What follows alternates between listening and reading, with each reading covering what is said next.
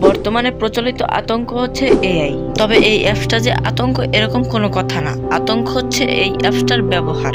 এই অ্যাপসটা দ্বারা অনেক মানুষই অপব্যবহার করে, তবে এটা না। আমরা চাইলে এটার সুবিধাজনক ব্যবহারও করতে পারি। তবে এই অ্যাপসের সুবিধাজনক ব্যবহার কিভাবে করব, ভিডিওটি দেখুন, বুঝতে পারবেন। দেখুন, পৃথিবীতে হাজার হাজার মানুষ আছে যাদের মন মানসিকতা এক নয়, তবে সবার মাথার ব্রেনটি কিন্তু এক। কেউ ভালো কাজে ব্যবহার করে, কেউ খারাপ কাজে ব্যবহার করে। ঠিক সেরকমই এআই অ্যাপস দিয়ে কেউ খারাপ ব্যবহার করে, কেউ ভালো কাজে ব্যবহার করে। ধরেন আপনার কাছে এমন একটি জাদু শক্তি আছে যে শক্তি দিয়ে আপনি বেআইনিভাবে টাকা উপার্জন করতে পারবেন। আপনি যদি ভালো মানুষ হয়ে থাকেন তাহলে অবশ্যই আপনি জাদু শক্তি দিয়ে অপব্যবহার করবেন না, আর যদি খারাপ মানুষ হয়ে থাকেন তাহলে অবশ্যই এটার অপব্যবহার করবেন।